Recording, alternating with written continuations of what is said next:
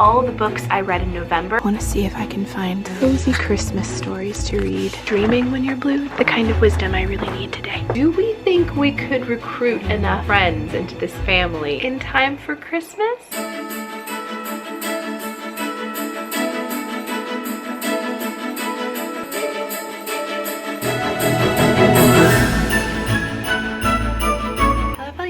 I'm Cassandra Joy and welcome to my channel. I believe this vlog is the first upload of December, so obviously I had to get the red lip out, had to dress in some Christmassy colors, and had to start out the coziest time of the year with a book chat. I'm gonna be doing a quick review of all the books I read in November. I have done individual reviews of some of these books, so for this vlog I'll do a quick recap. After that I thought it would be fun to go to a local bookstore and see if we could thrift some discounted books to get us into the Christmassy mood. We'll obviously stop and get a coffee, maybe a little sweet treat, and then if I find anything, a haul at the end. I'm also filming in a different spot. This is my reading chair, which is usually pushed back just a touch, but to get some of the light from the window I had to scoot it forward so you get a new little loft angle. I feel like I film in the same spots all the time, so finding new little niches in the loft is a bit of a challenge, but a fun one. In fact, leave a comment down below letting me know your favorite spot in the loft that I film in, the one that you like to see over and over, or if there's a spot in the loft I haven't filmed in that you'd like me to give a try. Okay, enough talking. Let's start with November's reads. The first book I read in the month of November is called The Book of Old Houses. The title grabbed me immediately. It talked about an old book, talked about an old house. For me, that's just my bread and butter. I love a good mystery that involves all of those things. This is apparently a series. I don't know if you have to read it in order. There's no number on the spine, but the series is called A Home Repair is Homicide Mystery. The author's name is Sarah Graves. This is about a woman named Jacobia, or Jake as her friends call her. She lives in a rundown historical house in Maine. She's trying to fix it up and bring it to its historical former glory, which is proving a little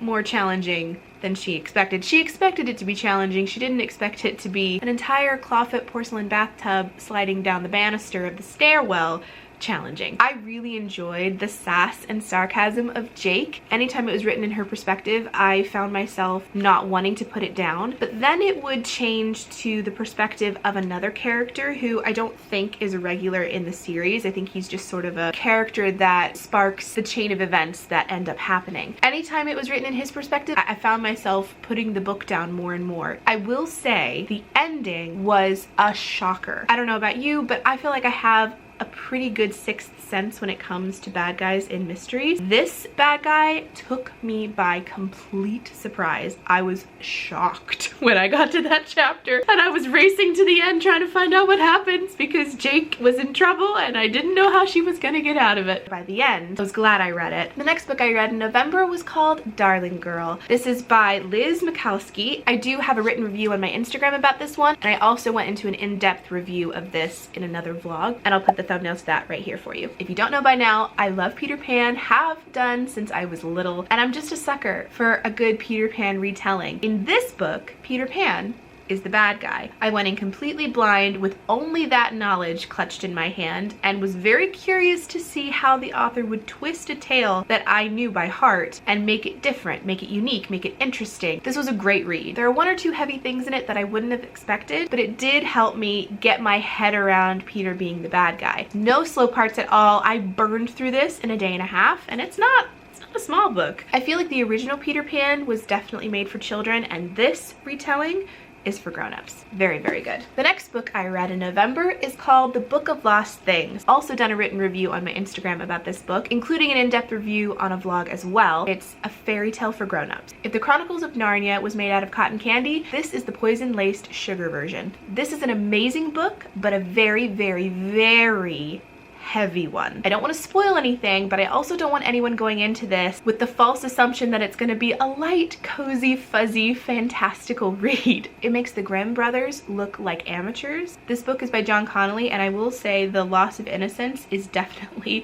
a prevalent theme throughout the book. I don't want to turn you off reading it because it was honestly unputdownable. I could not stop reading this. I had to find out what happened next. There's magic, there's monsters, there's intrigue, there's adventure, there's heroism, there's sword fighting, there's knights. So if you like dark and twisty fairy tales that are not meant for children but definitely for adults, I would for sure give this book a read. The next book I finished in November is called Practical Magic by Alice Hoffman. I feel like you've either heard of the book or you've watched the movie, which are two very different things. The movie by itself is lovely and cozy and just one of my favorites. However, the book, although similar, is very different. The movie was definitely loosely based off of this book. However, this is a very good read. The magic is very subtle, it's soft, it's gentle, it's not an in-your-face powerhouse kind of magic. I liked that it was integrated in such a natural way, as necessary and effortless as breathing. It just was a part of them. It wasn't something they could deny as much as they would like to. That soft, gentle magic touched every aspect of the book and was so enchanting to read. When it comes to books about magic, I'm very, very careful. I like the Harry Potter light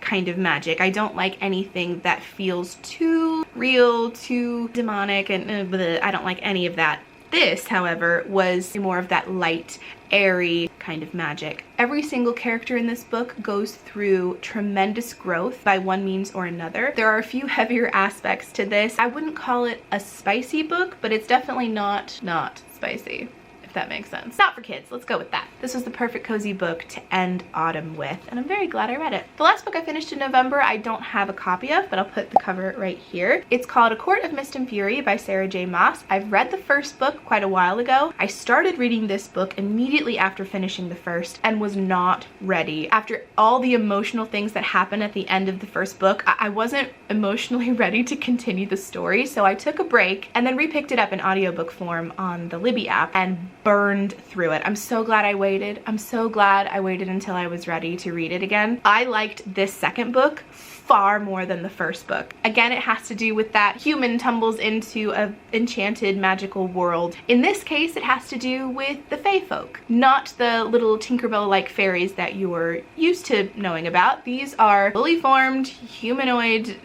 full-sized people that have magical powers and are devastatingly gorgeous. The main character in this series is Farah Archeron. She's this strong-willed human who has a desperation to survive. When she finds herself in the world of the Fae, she is introduced to a character named Tamlin, who kind of gives you Beauty and the Beast vibes, where he's under a curse and he has to be freed from it, but he won't say how, because that would negate the whole being freed from it. You can't know how to free him.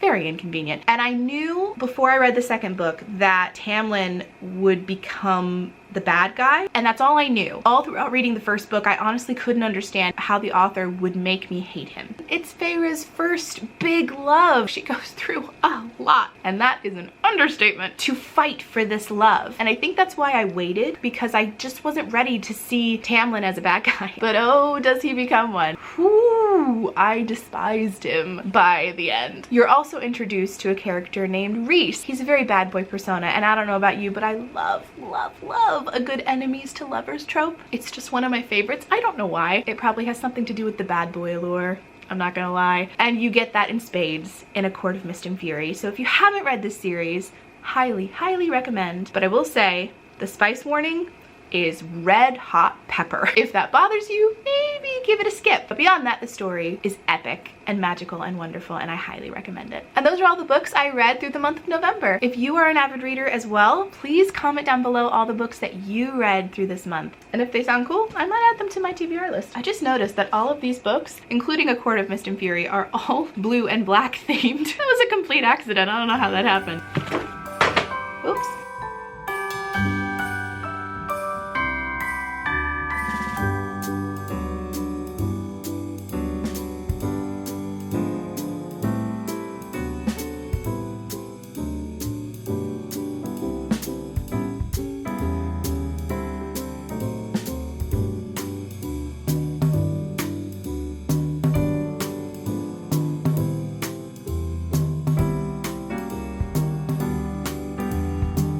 Thank you. Have a good one.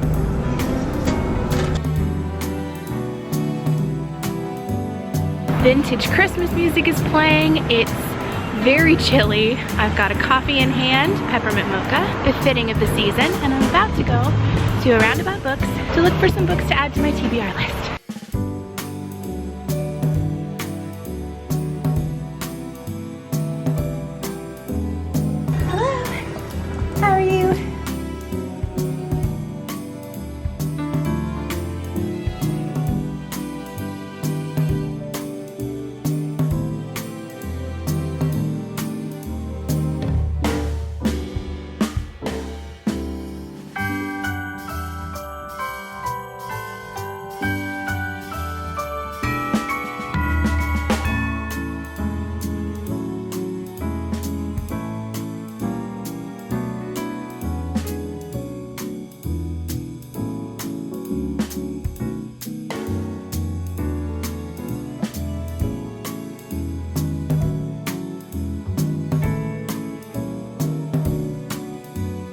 I always somehow end up in the mystery section, which is not a problem because I always find something I want. I almost said need, but that's not true. Speaking of which, I have found a bunch of Elizabeth Peters books. You guys know I love that series, the Amelia Peabody series. But I love the audiobooks more. It's so hard, right? Because I know I love these, but for books like these that I truly love and want to read through quickly, audiobooks are just an easier way to do that. I did ask if they had any Sarah J. Maas books. Since I've been reading them and really loving them, I wanted to add them physically to my bookshelf, but sadly they didn't have it. I guess in the Black Friday rush, people bought them. Can't blame them, they're very good. But that means it's a no-go for those books. But I'm not losing hope. Still keeping an eye out for some other things. I did find this one. The title caught me more than anything, called Dream When You're Feeling Blue. And that title just has hit me where I am today. Because I won't lie, I'm feeling a little blue. And dreaming when you're blue seems like the kind of wisdom I really need today. Okay, so I asked the bookshop owner where all the Christmas books were, and he said it was in here. So I want to see if I can find some cozy Christmas stories to read to add to my TBR list for the month of December. That looks cute.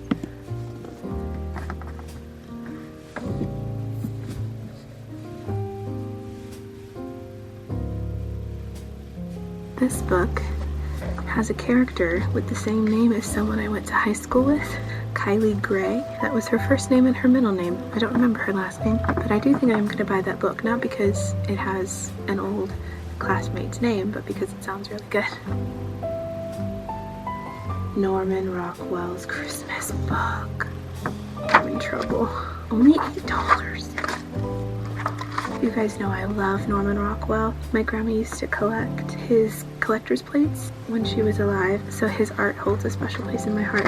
This, though, doesn't have a lot of his artwork. It has some. This is really cool, but not quite what I was hoping. If they had a Christmas book that was just based around his artwork, I think I'd appreciate it a little more and have it as a coffee table book. Good to know that's here in case I change my mind. Christmas 1989. That's the year I was born. Yuletide Treasures Christmas 1989. Oh, it's got crafts and recipes, hair bows, oh my gosh, snaps, gifts bought throughout the year, gift size chart. That's cool. Christmas newsletter, how to tie a Christmas bow, how to make your own wreath. I don't need that, but that's cool. I have my own copy of this, but if you haven't read it, Skipping Christmas by John Grisham is a very good book. Just a cozy, lighthearted read. And they even made a movie based on the book called Christmas with the Cranks, which is one of our family staple Christmas movies that we watch every year.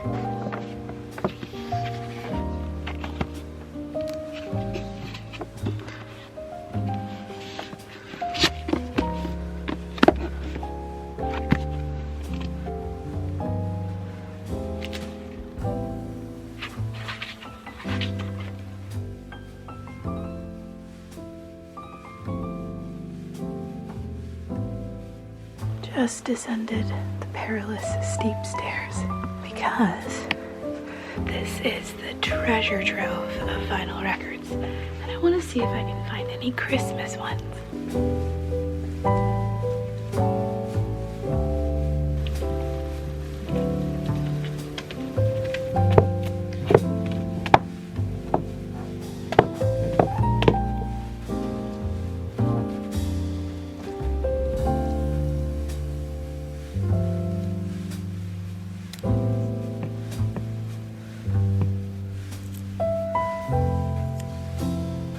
Got a bag full of books, grabbed some sourdough bread while I was here. Oh, it feels so nice outside. It's not too chilly, but honestly the ambiance makes it that much better. All the twinkly lights, all the Christmas music playing in the background, just makes everything magical. Ah, there we go, back in the warm car. Even though it's not too terribly chilly outside, there's just something about getting into a car and feeling the heat wafting at you. And heated seats don't hurt either. So as I was checking out, the bookshop owner asked if I had any littles that I usually buy for, and I said yes, thinking my niece. So he gave me this really cute Christmas tote bag. I could choose between a snowman, Santa, and a reindeer, and I knew Aria loved reindeers, so I grabbed that. I'm so thankful we get her for Christmas because Christmas is my favorite holiday, and to share it with my favorite little person in the world just makes it the best time. I found 2 Christmas books. They look like pretty light reads. I don't think they'll be very heavy or hard-hitting. I think they're just the perfect lighthearted, cozy reads you want to have around Christmas time. I get a little bit of a Hallmark feel from them. The first book is called The Snow Globe by Sheila Roberts. Got this for $7. Let me read the inside cover. On a blistery afternoon, Kylie Gray wanders into an antique shop and buys an enchanting snow globe. What does that sound like?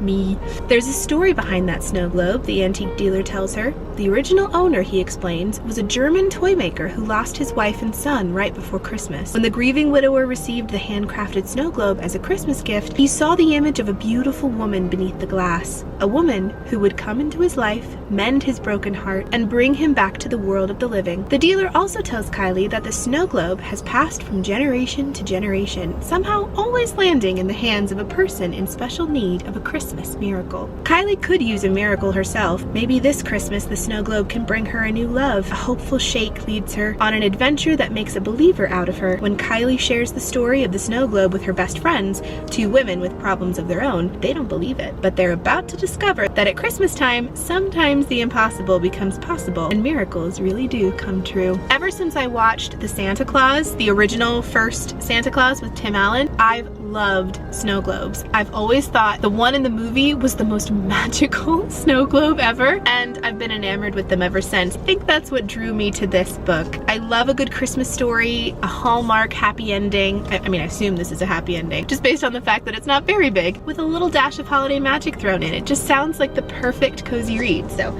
cannot wait to dig into that. So many people out and about today. The second book I grabbed is called The Christmas Star. I got this for $9, and I'll read the inside cover. 32-year-old Amy Dennison volunteers at Glory's Place, an after-school program where she meets 7-year-old Maddie, a precocious young girl who's spent her childhood in foster care. Unbeknownst to Amy, Maddie is a mini matchmaker with her eye on just the right man for Amy at Grandin Elementary School, where she is a student. Amy is hesitant. She's been hurt before and isn't sure she's ready to lose her heart again, but an unexpected surprise makes her reconsider her lonely lifestyle. As Christmas nears and the town is blanketed in snow and beautiful decorations, Maddie and the charming staff at Glory's Place help Amy to see that romance can be more than heartache and broken promises. In The Christmas Star, Donna Van Leer delivers yet another sweet, glorious story that is sure to capture readers' hearts. This is apparently the author of The Christmas Shoes. Is it the one I'm thinking of? The one that the song is based off of? So if that's by the same author, I feel like this is going to be a pretty good read. Just from reading the inside cover, I felt really connected to Amy's character. She's close to my age. She's known nothing but heartbreak, but hesitantly yearns for love still. It sounds like she has become used to being single and giving away that independence, especially on a chance, you know, trusting someone with your heart, is a big leap of faith and not an easy one. And I so relate to that. Being single my entire life has really given me a perspective on loneliness. I mean, I really work to enjoy being single, to embrace my independence and use it in a productive, positive way, working on projects and creative passions that wouldn't be as much of a priority if I was putting a husband or children first. But despite that, despite making the most out of being single, I don't want to be single forever. I want to find love. And so when I read about the character of Amy, I felt really connected to that yearning, that longing for a life partner, but feeling hesitant because love's let her down before. So I'm really excited to see how this one plays out. Again, I assume it's going to be a Hallmark kind of happy ending, but we shall see. And that's everything I got from Roundabout Books. So now I'm going to head home, unpack this, fix myself a warm cup of tea, maybe do a little reading. So let's go home.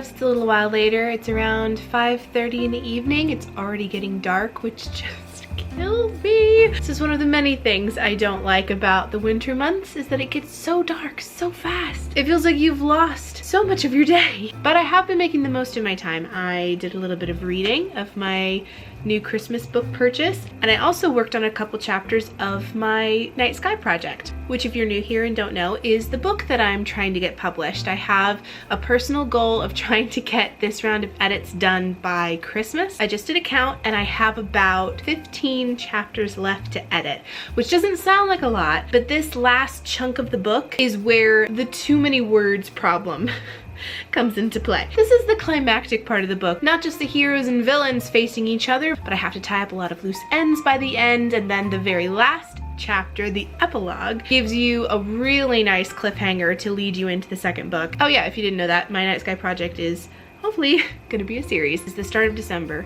I've got 15 chapters left. I want to get this round of edits done by Christmas in the worst way. Nothing bad happens if I don't reach that goal, except for me beating myself up for not making that goal happen, which is one of the reasons why I decided not to do Vlogmas this year. I really battled about that. I went back and forth because I love doing Vlogmas.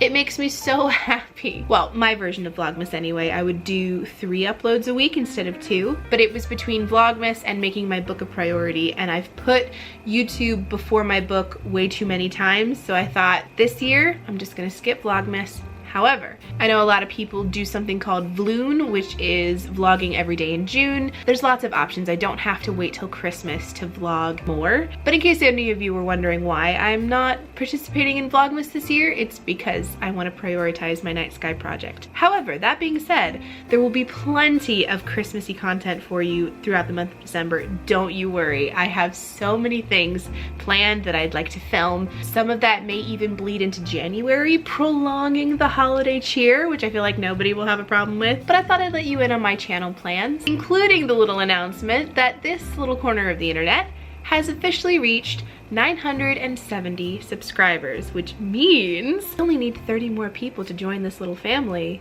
in order to reach 1,000 subscribers. Now the question that I'm very hesitant to ask in case it doesn't happen, do we think we could recruit enough friends into this family, 30 of them to be exact, in time for Christmas? Because honestly, I would trade all of my other Christmas presents for that one thing. So if you have a friend or family member who you think would enjoy the content I make over here, please consider inviting them to join this little corner of the internet, and let's see if we can get the channel to 1,000 subscribers by Christmas. On that note, I'm gonna leave the vlog here. Thank you so much for coming along on this cozy, bookish day. I hope you all enjoyed. If you haven't subscribed, please don't forget to do so, and I will see you in the next one. Love you guys. Mwah. Bye!